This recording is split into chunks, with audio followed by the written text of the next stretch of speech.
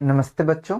ये आप लोगों की ज्योग्राफी की फोर्थ चैप्टर की ये वीडियो है। इससे पहले मैं 3 चैप्टर के वीडियो रिकॉर्ड कर चुका हूँ, तो आपसे उम्मीद करता हूँ अगर आपका मन करे तो आप उसे जाके देख लीजिए। ये सिर्फ इम्पोर्टेंट क्वेश्चंस के जो एमसीक्यू टाइप के क्वेश्चंस हैं उन्हें मैं यहाँ पे अटेम्प्ट ले रहा हूँ, और आपको ये भी साथ के साथ पता चल जाएगा कि कौन से क्वेश्चंस इम्पोर्टेंट है, किस टाइप के एमसीक्यू आ सकते हैं, एमसीक्यू में वो कौन से क्वेश्चंस पूछ सकता है। तो इससे पहले अगर आप ये वीडियो देखेंगे आपको आइडिया लग जाएगा एग्जाम से पहले, और वहां पे आप इजीली उसे थोड़ा अटेम्प्ट कर पाएंगे। तो सर ये फोर्थ चैप्टर की एमसीक्यू क्वेश्चंस है, एक साथ मिलके just like a friend you and me, हम एक साथ बैठ के इस क्वेश्चंस को करने वाले हैं। ठीक है सर, शुरू करते हैं। तेरे नाम। सर पहला सवाल आपके लिए आपके नाम पे है, कहता है एग्रीकल्चर चैप्टर से कहता है slash and burn agriculture is. Slash and burn agriculture क्या होता है, आप ऐसे समझिए कि पहले के टाइम पे क्या होता था, बहुत हर जगह जंगल ही जंगल हुआ करते थे। तो पहले के टाइम पे लोग ना एक जगह घर में नहीं रहते थे कि एक जगह घर में रहना है, घर बनाना है और फिर कहीं काम पे जाना है, फिर आना है, फिर उसी घर में खाना बना के सो जाना है। ऐसा नहीं होता था। पहले लोग घूमते रहते थे एक जगह से दूसरी जगह पे। तो लोग खेती कैसे करते थे, पहले एक पर्टिकुलर इलाके में जाते थे, वहां के जो जंगल होते थे उसे माचिस मार देते थे और वो जल जाता था। जैसे ही जल जाता था तो एरिया साफ हो जाता था। फिर वो इस एरिया पे खेती करते थे, एक ही बार खेती करते थे, एक फसल होगी उसको रखा, फिर वहां से आगे चले गए, कोई और इलाका ढूंढा, फिर वहां को भी उस इलाके को फिर जलाया। फिर जो लैंड जला देंगे तो लैंड ही लैंड बचेगा, जमीन ही बचेगी, फिर उसमें खेती करते थे। तो इसे कहते हैं स्लैश एंड बर्न।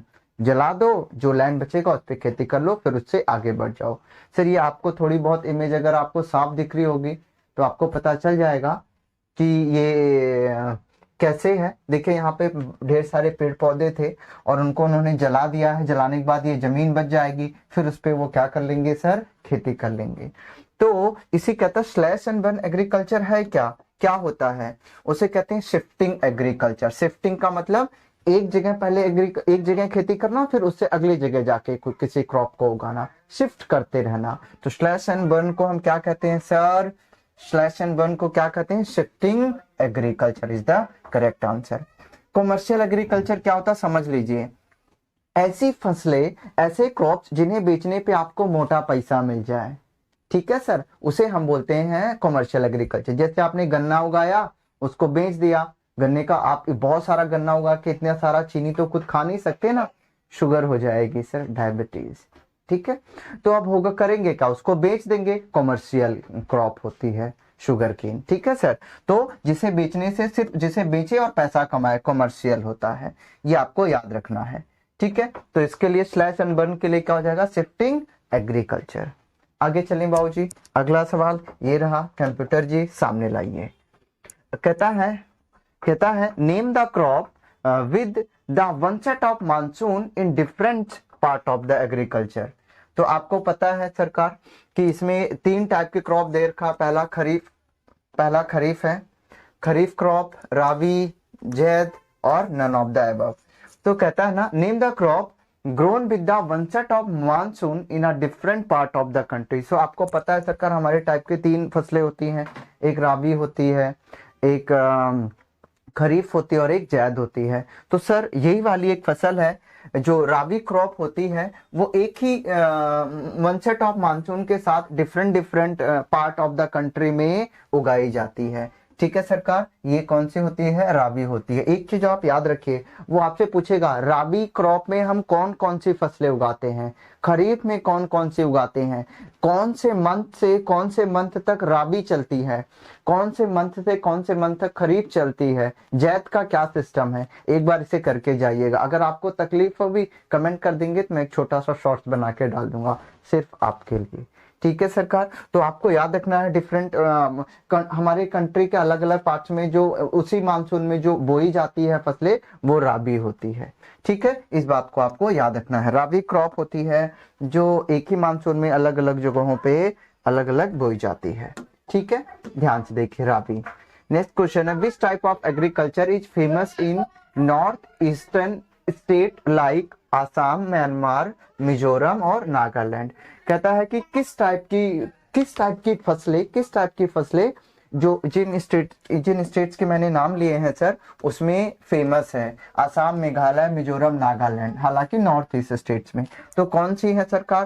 पहला है कमर्शियल, दूसरा है इंटेंसिव, चौथा है झूमिंग और फोर्थ है सर कमर्शियल सबस्टेंस क्रॉप्स। तो आप ध्यान में रखिए, आपको देखिए कमर्शियल याद रखिए, जिन्हें बेच के पैसा कमाया जाए वो कमर्शियल होते। तो सर वहां के वो पहले इन स्टेट्स में देखिए वहां पे तो फ्लैट प्लेन तो है नहीं जहाँ पे ढेर सारी चीजें फसलें उगाए और बेच दे, तो ये दोनों तो पक्का आउट ऑफ रूल हो जाएंगे। अगला बचा है इंटेंसिव भी नहीं होगा सरकार। The correct option will be jhuming होती है सरकार, झूमिंग ही इन स्टेट्स में उगाई जाती है, झूमिंग। ठीक है सरकार, ये आपको याद रखना है। कहाँ पे? आसाम, मेघालय, मिजोरम एंड नागालैंड में झूमिंग करके उगाई जाती है, झूमिंग क्रॉप्स। ठीक है सरकार, झूमिंग क्रॉप्स पता है ना आपको क्या होता है? झूमिंग क्रॉप्स वही सरकार, एक जगह से दूसरी जगह शिफ्ट होते रहना, इट्स कॉल्ड झूम। ठीक है, एक जगह पहले यहाँ पे उगाया, फिर वहां पे उगाया, फिर वहां पे उगाया, जो भी पिछले बताया था ना स्लैश एंड बर्न में, वही। ठीक है, अगला, विच of the following types of economics activity is agriculture. तो कहता है विच of the following types of economics activities agriculture. हाँ, तो कौन से टाइप्स ऑफ एक्टिविटी जो एग्रीकल्चर बनेगी, कौन से टाइप ऑफ इकोनॉमिक एक्टिविटी, कौन से टाइप ऑफ इकोनॉमिक एक्टिविटी क्या बन जाएगी? एग्रीकल्चर। आपको पता है ना हमारे पास तीन टाइप, एक प्राइमरी, एक सेकेंडरी, एक टर्शरी होता है। प्राइमरी वो होता है जो सर प्रोडक्शन करता है, सेकेंडरी वो होता है जो प्राइमरी से कोई चीज बनाता है, जो कोई चीज, मान लीजिए किसी ने लकड़ी से फर्नीचर बनाया, वो सेकेंडरी में जाएगा। ठीक है सरकार, प्राइमरी में पेड़ पौधे आते हैं, प्राइमरी सेक्टर। सेकेंडरी में मान लीजिए कोई लकड़ आ रहा है, उसने लकड़ी से कुछ फर्नीचर बनाया, तो सेकेंडरी सेक्टर में आएगा। टर्सरी सेक्टर में कौन आएगा? जो जॉब करते, कोई बैंक में है, कोई किसी कंपनी में जाके दिन रात काम किए ही जा रहा है, अपने बीवी बच्चों को पालना है, उसको न जाने क्या सपने, वो सर टर्सरी में। कोई बस चला रहा है, कोई ट्रेन चला रहा है, किसी को कुछ काम नहीं तो हवाई जहाज ही उड़ा रहा है, तो सर तो क्या हो गया? वो टर्सरी सेक्टर में है। तो जो काम करते हैं, जो धंधा करते हैं कोई सर, वो टर्सरी सेक्टर में है। जो किसी चीज को मैन्युफैक्चर करते हैं वो सेकेंडरी सेक्टर में है। जो प्रोड्यूस करते हैं, जैसे प्लांट्स हैं कुछ देते हैं, this is called primary sector. तो वो यही कहता है एग्रीकल्चर से सर हम लोग प्रोड्यूस करते हैं ना, एग्रीकल्चर में आप जितने भी आप कुछ भी खाते हो वो सब एग्रीकल्चर से आया, वो प्रोडक्शन में है। तो एग्रीकल्चर किस में आएगा सर? प्राइमरी में। जो प्रोड्यूस करता है वो प्राइमरी में आता है, तो एग्रीकल्चर किस में चला जाएगा? प्राइमरी में। जो कोई चीज प्रोड्यूस करता है सर वो प्राइमरी सेक्टर में है। सेकेंडरी सेक्टर में जो कोई चीज मैन्युफैक्चर करता है, ठीक है सर, कोई चीज मैन्युफैक्चर कर रहा है, कोई चीज बना रहा है, सेकेंडरी सेक्टर में है। टर्सरी सेक्टर में आता है सर जो सर्विस करते हैं, जो कोई चीज क्या करते हैं? सर्विस करते हैं। कोई सर्वेंट होते हैं ना सरकार, जैसे गवर्नमेंट सर्वेंट है या प्राइवेट सर्वेंट है, कोई भी जो काम करता है वो टर्सरी सेक्टर में आ जाता है। याद रखिए, ऑर्गेनाइज्ड कुछ है नहीं सर, इस पे आपको ध्यान देना नहीं, याद रखिए सर, याद रखिएगा। तो जो इकोनॉमिक एक्टिविटी तीन टाइप के, प्राइमरी, सेकेंडरी, टर्सरी। प्राइमरी में प्रोड्यूसर है, सेकेंडरी में जब कोई चीज कोई बना देता है, और टर्सरी में सर कोई चीज जब सर्विस का काम करता है, बैंक में है, कंपनी में है, वो टर्सरी में आता है। अगला सवाल sir, Karnataka is famous of which plantation crop. Sir याद रखिए, कर्नाटका में सबसे ज्यादा पता है क्या होते हैं सर? एक ही चीज होती है कर्नाटका में। कर्नाटका से आप पकड़िए नाटक, और सर अगर आप बहुत लोग, आप सुबह देख लीजिए, हर घर की सर यही कहानी है, अगर बहुत लोगों को सुबह सुबह चाय ना मिले ना, तीन चीजें उन्होंने नाटक करना है। पहला नाटक उनका सर में दर्द हो रहा है, दूसरा नाटक मूड ठीक नहीं है कई लोगों का, तीसरा नाटक सर उनको पेट साफ नहीं हो रहा है, चाय चाहिए, माहौल नहीं बन रहा है। तो ये सब नाटक होते हैं। क्यों सर? उन्हें चाय चाहिए, चाय अगर 7 बजे ना दो तो उनके सर में दर्द है। ठीक है सरकार, तो नाटक करने लग जाते, किसको क्या पीने के लिए सर? चाय पीने के लिए। तो याद रखिए, तो सबसे ज्यादा प्लांटेशन कर्नाटक में और कुछ नहीं सर, टी का होता है। टी बोले तो चाय। ठीक है सरकार, चाय आपको पता है ना, आजकल चाय बहुत चल रही है ना, चाय पे चर्चा और सब ठीक है सर। अगला सवाल ये रहा, बाकी चीजें नहीं होती उधर तो आप इस बात का ध्यान में रखेंगे। अगला है होई डाओ। सर होई डाओ digging stick are associated with. Sir ये देखिए अपने गांव में इधर तो इधर आप देखेंगे जिस भी इलाके में रहते हैं इसे फावड़ा बोलते हैं, अलग अलग लोग अलग अलग नाम से बुलाते हैं जो मिट्टी को खोदने के लिए यूज किया जाता है। इंग्लिश में इसे बोलते हैं होई डाओ। होई डाओ ये किस चीज से आप बताइए किस चीज से बिलोंग करेगा होई डाओ? तो आपको पता है यार एग्रीकल्चर से बिलोंग करेगा, as simple as that. Sir green revolution से नहीं बिलोंग। ग्रीन रेवोल्यूशन मतलब ढेर सारी पैदावार बढ़ाना, तो ये पैदावार थोड़ी ना बढ़ाएगा, ये तो खोद सकता है ना सर। समझ सकते हैं आप दिल की बातें, समझदार हैं। कमर्शियल फार्मिंग का भी नहीं है सर का। कमर्शियल फार्मिंग वो होगी जिन फसलों को बेच के मोटा धन कमाया जाए, कमर्शियल फार्मिंग। हरियाणा में चले जाइए, लोग बेच से लगाते हैं और वो खेत की खेत बेच देते हैं, ले जाओ भाई साहब हमें नहीं चाहिए, पैसा घर पहुंचा देना। ठीक है सर। अगला है ये commercial industrial revolution. Sir industry में इसका क्या काम होगा सर? इंडस्ट्री में तो कोई लेना देना नहीं है, तो ये कट गया, तो यही बचेगा प्रिमिटिव सब्सटेंस फार्मिंग सर। ठीक है, तो फार्मिंग में ये जो प्रिमिटिव का मतलब आप समझिए जो बेसिक लेवल पे काम होता है।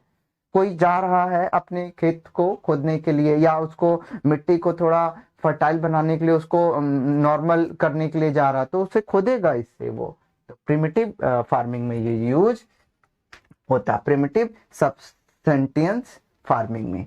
ठीक है सरकार, तो ये बात आपको ध्यान में रखना है। निप्पल से नॉर्मल फार्मिंग में होगा, this is called primitive farming में।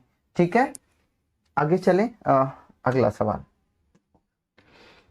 विच of the following was the main focus of our first 5 year plan? आपको पता ना जब हमारा देश आजाद हो गया था तो हमने फर्स्ट 5 ईयर प्लान तब से लेके अभी तक भी चलता रहता है। समझिए आप भी अपना प्लान बनाते होंगे जीवन में, आपको किसको आपने जीवन साथी चुनना है, आप बड़े होंगे तो क्या पढ़ेंगे, कौन सा सब्जेक्ट लेंगे, साइंस लेंगे या कॉमर्स लेंगे या आर्ट्स लेंगे या स्कूल ही छोड़ देंगे या पढ़ेंगे नहीं। सबकी अपनी अपनी प्लानिंग है सरकार।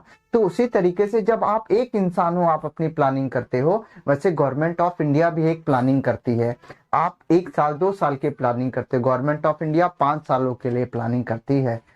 तो जब पहली बार गवर्नमेंट ऑफ इंडिया, जब हम आजाद हुए थे, जब नेहरू जी हमारे प्राइम मिनिस्टर बने थे, तब उन्होंने भी 5 साल के लिए कुछ प्लानिंग करी थी। क्यों सर? जब हम आजाद हुए थे तो हमारे पास खाने के लिए भी कुछ नहीं होता था, लोग कुपोषण से मरे जा रहे थे, तो सबसे पहले लोगों को खाना देना जरूरी था, उसके बाद हम कुछ सोच सकते थे। देश तो आजाद हो गया था पर लोगों के पास खाने के लिए खाना नहीं था sir.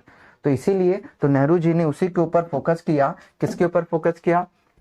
Cost of a food के ऊपर नहीं फोकस किया था। आप बोलोगे सही बोल रहे हो यार, अभी तो बोले थे खाने के ऊपर फोकस किया था, कॉस्ट ऑफ अ फूड के ऊपर नहीं सरकार। कॉस्ट ऑफ अ फूड का मतलब जो खाने की कीमत है, पहला कहीं थोड़ी ना बनता था, खाना बनता था आप उसे दे के खरीदेंगे, नहीं सर।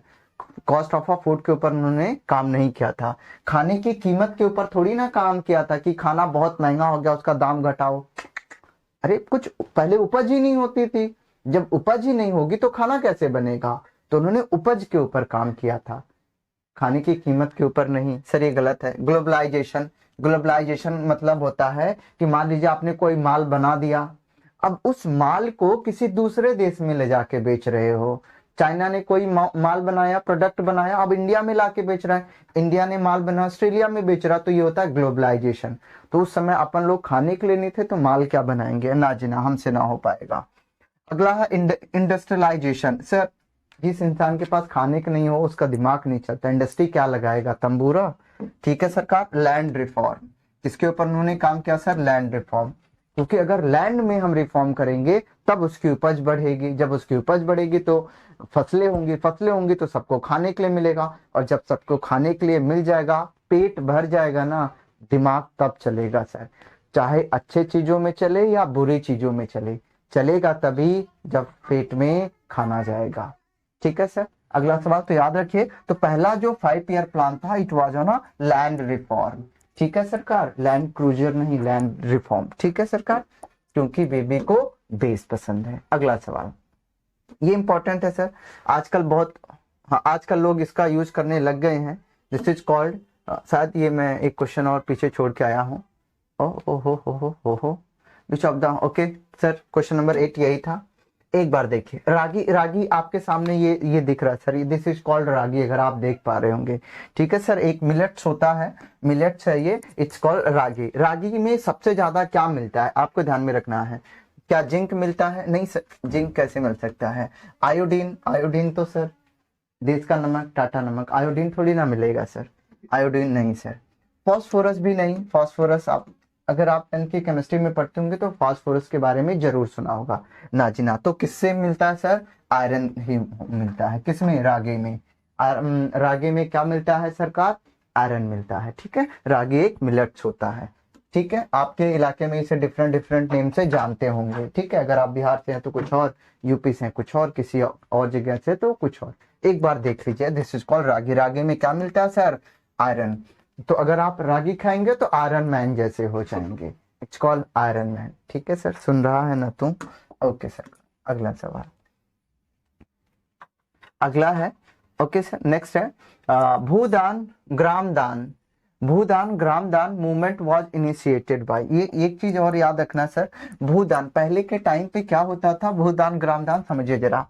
पहले के टाइम पे होता था ना कि अलग अलग लोग हुआ करते थे। आपको पता पहले के टाइम पे कुछ लोग जो अपर कास्ट के लोग थे उनके पास बहुत ज्यादा जमीन थी, जो लोअर कास्ट के लोग उनके पास जमीन ही नहीं, खाने के लिए कुछ है नहीं। तो हो क्या रहा है, कुछ जो जमींदार लोग हैं उनके पास अनंत जमीनें हैं, और जो गरीब लोग हैं उनके पास जमीन ही नहीं है। ये तो फिर मतलब कोई भोग रहा है सुखों को और किसी को कुछ मिल ही नहीं रहा, वो सूखे में मर रहा है। तो हो क्या रहा था, इसीलिए एक देवता इंसान आए थे। उन्होंने क्या कहा कि जो लोग अमीर हैं, जिन लोगों के पास बहुत ज्यादा जमीनें हैं, धन है, वो लोग क्या करें, अपनी कुछ कुछ जमीनें गरीबों दुखियारों को दान में दे दें ताकि उनका भी काम चले। ठीक है सरकार, तो इन्होंने, ये देवता इंसान थे, इन्होंने बहुत अच्छा काम शुरू किया था उसी चीज को, क्योंकि दान, जमीन का हम दान देते थे। अभी आप पैसे का दान देते होंगे या अपनी नींद और चैन का दान देते होंगे किसी की वीडियो लाइक करने के लिए, किसी के इंस्टाग्राम पे लाइक करने के लिए, या मेरी वीडियो को देखने के लिए। आपने दान दिया ना, अपने समय का दान दिया है। तो वैसे के टाइम पे, पहले के टाइम पे लोग दान देते थे। किसका दान देते थे सर? जमीन का दान देते थे। इसीलिए इसे कहते हैं भू। भू मतलब होती है जमीन, धरती। ठीक है सर, भूदान याद रखिए। तो भू इज द हिंदी वर्ड। तो भू और ग्राम दान movement was initiated by the government of India. Sir याद रखिए, गवर्नमेंट ऑफ इंडिया क्यों करेगी? गवर्नमेंट ऑफ इंडिया तो आज तक कुछ पता नहीं सर।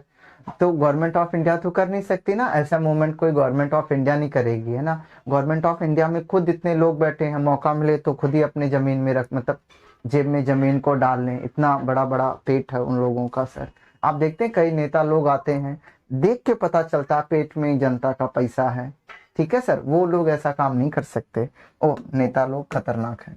ठीक है सरकार, तो गवर्नमेंट ऑफ इंडिया के ये नहीं कर सकते। अगला है महात्मा गांधी जी। सर बिल्कुल देवता इंसान थे, बट इन्होंने भी नहीं किया था। जवाहरलाल नेहरू जी ने अच्छा काम किया था, बट इन्होंने भी नहीं किया था। तो सिर्फ एक ही देवता इंसान थे। The name of that person is the great man. उनका नाम था सर विनोबा भावे। ठीक है सर, विनोबा भावे ही एक ऐसे इंसान थे जिन्होंने उस समय क्या क्या शुरू कर दिया था, भूदान और ग्रामदान। भूदान ग्रामदान किसने शुरू किया था सर? विनोबा भावे ने। सर एक बारी मैं आपको मार्क करके दिखाता हूँ, दिस इज विनोबा भावे, विनोबा भावे। ठीक है सर, यही करेक्ट ऑप्शन है। क्या नाम है? एक बार सर मेरे पीछे बोलिए, विनोबा भावे। याद हो गया आपको, भूदान और ग्रामदान। अगला सवाल आपके लिए, आपके निगाहों में। ठीक है, कहता which of the following oil seed is a rabi crop. ठीक है सरकार, कहता आप बताइए इसमें से कौन सी राबी क्रॉप होगी। मैं आपको दोबारा बता रहा हूँ, राबी और खरीफ, राबी और खरीफ और जैद में कौन कौन सी फसलें आती हैं, कौन से महीने से राबी शुरू होती, कौन से महीने से खरीफ, कौन से महीने से जैद, करके जाना, पेपर में आएगा मेरे दोस्त। ठीक है, तो अगला आपको बताइए इसमें से कौन सा सीड है जो राबी है। तो आप बताइए इसमें राबी क्रॉप में कौन सा आएगा सर? हमेशा याद है कि नन ऑफ द अबव तो नहीं आ सकता, ये बहुत रेयर केसेस में होता है, तो इसे कट कर दीजिए। ग्राउंड नट्स नहीं हो सकते सर, ग्राउंड नट्स आपको पता ही होगा। लिंसीड भी, लिंसीड ही है ये सर, ये रहा, मैंने इसकी फोटो भी लगा रखी है, एक बारी आप इसे देख लीजिए। तो linseed is a correct option. आप बोलेंगे लिंसिड क्या होता है, ये रहा छोटे छोटे जो दाने हैं सरकार, यही लिंसिड है। ठीक है, तो linseed is a oil seeds होते हैं सरकार, इन्हीं से ही हम तेल निकलता है। ठीक है सर, ऑयल सीड्स होते हैं, इससे तेल निकलता है। ठीक है, तो ये लिंसिड ये रहा, यही है सरकार। तो लिंसिड ही है जो राबी क्रॉप होती है, उससे क्या निकाल सकते हैं हम लोग, ऑयल निकाल सकते हैं। याद रख लीजिए। आप अगर नहीं दिख रहा होगा, मुझे मालूम है नहीं दिख रहा होगा, please go on the Google and type the linseed and you can see the seeds of it. ठीक है सरकार, बोला तो था लगाने के लिए इमेज, पर मिला ही नहीं, तो इमेज लगाया नहीं। देव बाबू सुन रहे हो ना, बच्चे छोड़ेंगे नहीं आपको। अगला सवाल। ठीक है सरकार, फिलहाल अभी खल्लास हो गया है, इतना ही है। तो आप इस वीडियो को देखा आपने, तो इसमें से ही इंपॉर्टेंट सारे क्वेश्चंस आपको मिल जाएंगे। तो अगले चैप्टर के लिए अगली वीडियो में आप मुझसे मिलिए, और साथ मिलके साथ बैठ के एक बात करेंगे और एक दुनिया से दूसरी दुनिया में जाने की कोशिश करेंगे।